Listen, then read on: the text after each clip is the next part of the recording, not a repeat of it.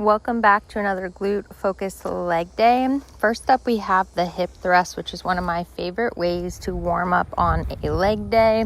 I personally am utilizing a dumbbell right now as I'm working to make progress with my strength. But if you are in that advanced category, definitely check out the description below this video because you'll be able to utilize a barbell. That's my favorite way to warm up.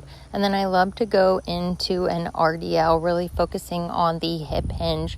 Your back is flat, your core is engaged. You're making sure to stop at shin height so you don't overextend your glutes. Really making sure that your core is engaged to protect your back. And as you make progress, utilizing things like time under tension, really slowing it down, getting to that 4-second tempo before you rise up. Now, I personally like to do mine in a superset with a B stance RDL, making sure that back leg is about a 45-degree angle. Biggest focus here is on unilateral muscle growth, so really working each individual cheek. This enables you so you're not always pulling from the strong side.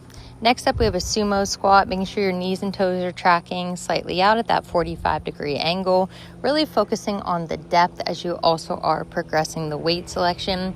When you start to increase your weights, you don't want to allow yourself to compromise the form. So I'm really focusing as I'm utilizing this 70-pound dumbbell to send my hips back, drop them below my knees, and I'm squeezing from my glutes as I'm rising up to the top.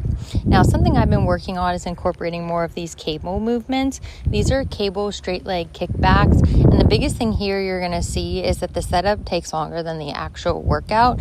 So when I'm positioning this, I want to make sure that my foot can clear the bench without having any resistance. You want your shoulders in line with your elbow and your wrist. And again, your core is engaged so that as you swing your leg back, your back is protected. You're making sure that you're getting that good glute engagement. And again, a lot of these unilateral movements is how you're going to individually build both sides.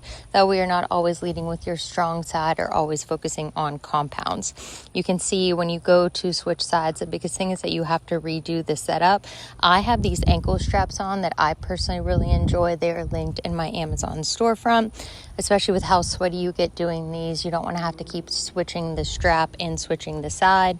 But the biggest thing here is just moving that bench and then making sure you have enough space to clear the bench as you extend that leg all the way back up. And then one easy way here when you're doing the cable movements to make progress is to simply adjust the weight or slow the tempo even more. Making sure that you're not trying to swing the leg so you don't overextend your pelvis or overextend your back here, and just making sure you're getting the good glute engagement you're looking for so that you can build strength and make your progress. In the comments of this video, I shared the 2 different options for the workout. So there is a beginner and there is an advanced option.